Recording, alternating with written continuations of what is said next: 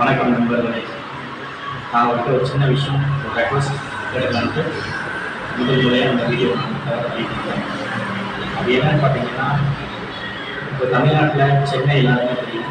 Chennai Keelambakkam bus stand அப்படின்னால எல்லாருமே தெரியும். ரொம்ப ஃபேமஸான ஒரு பஸ் ஸ்டாண்ட். தற்போது ரொம்ப அழகாகவும் பல வசதிகளுடனும் அது இப்போது எடுக்கப்பட்டிருக்கு, கட்டப்பட்டிருக்கு.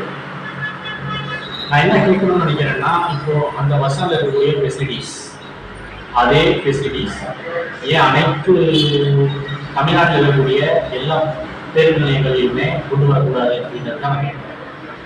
அங்கே சார்ஜிங் ஃபெசிலிட்டிஸ் இருக்குது, மாற்றுத்திறனாளிகளுக்கும் குழந்தைகளுக்கும் வயதானவர்களுக்கும் பயன்படுத்துகிற வகையில் சார்ஜிங் ஃபெசிலிட்டிஸ் கொடுத்துருக்காங்க.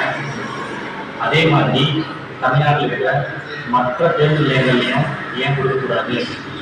இது எங்கள் கேள்வியாகவும் கோரிக்கையாகவும் ஏன் செய்யாமல் இருக்காங்க அப்படின்றது ஒரு கேள்வியாக தான் நான் அதிகமாக கேட்டு வருகிறேன். மக்களே, நீங்களும் கேளுங்க. தமிழ்நாட்டில் சென்னையில் இருக்கக்கூடிய கீழம்பாக்கம் பஸ் ஸ்டாண்டில் இருக்கக்கூடிய அனைத்து வசதிகளும், குறிப்பாக அங்கே செக்யூரிட்டிஸ் கூட இருக்கும், செக்யூரிட்டி கார்ட்ஸ் கூட இருக்கும். அந்த அளவுக்கு ஃபெசிலிட்டிஸ் ஹைஃபையாக இருக்கும்.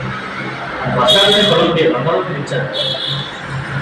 அதே மாதிரி அனைத்து பேருந்து நிலையங்களுமே சீரமைக்கப்படக்கூடாது அப்படின்றத நான் கேள்வியாக கேட்குறேன். நீங்களும் கேளுங்க. கண்டிப்பாக அரசியல் மாற்றம் நிகழும்போது, இல்லை அடுத்து அரசியல்லையே புதிய மாற்றங்கள் வரும்போது கண்டிப்பாக இது நடக்கிறதுக்கான வாய்ப்புகளை நம்ம கேட்போம். கேட்டோம்னா கிடைக்குதான்னு பார்ப்போம். நன்றி.